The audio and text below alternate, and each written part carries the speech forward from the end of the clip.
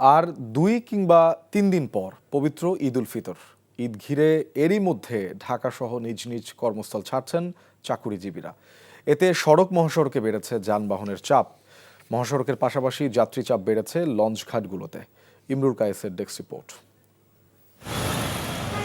ঈদের ছুটি শুরুর পর থেকেই সড়ক ও মহাসড়কে যানবাহনের চাপ বেড়েছে। রাজধানী ঢাকা ছেড়ে এরই মধ্যে নিজ নিজ গন্তব্যের পথে কর্মজীবী মানুষ। সকাল থেকে গাজীপুরের ঢাকা টাঙ্গাইল ও ঢাকা ময়মনসিংহ মহাসড়কে যাত্রী চাপ বেড়েছে। শিল্পাঞ্চলের হাজারো কারখানায় মঙ্গলবার থেকে ছুটি শুরু হওয়ায় কয়েক লাখ শ্রমিক বাড়ি ফিরছেন। ফলে মহাসড়কের চন্দ্রা ও চান্দ্রনা চৌরাস্তায় যাত্রীদের ভিড় বেড়েছে। ঢাকা টাঙ্গাইল যমুনা সেতু মহাসড়কে যানবাহনের চাপ বাড়লেও নেই যানজট। সড়ককে যানজটমুক্ত রাখতে যমুনা সেতুর পূর্ব ও পশ্চিম উভয় অংশে মোটরসাইকেলের আলাদা লেন সহ 9টি করে 18টি বুথ স্থাপন করা হয়েছে।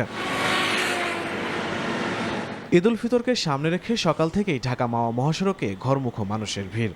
পদ্মা সেতুর মুন্সিগঞ্জের মাওয়া প্রান্ত দিয়ে দক্ষিণ পশ্চিমাঞ্চলের 21 জেলার মানুষ গন্তব্যে পৌঁছাচ্ছেন।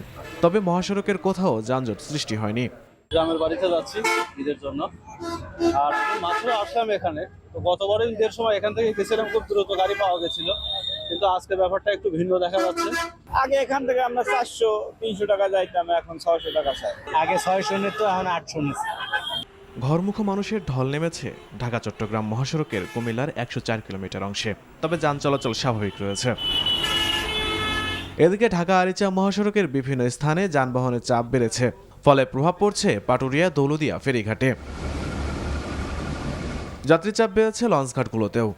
চাঁদপুরের লঞ্চঘাটে ঢাকা থেকে ঘরে ফেরা মানুষের ভিড় ছিল চোখে পড়ার মতো। Imrul Kayes, NTV news desk.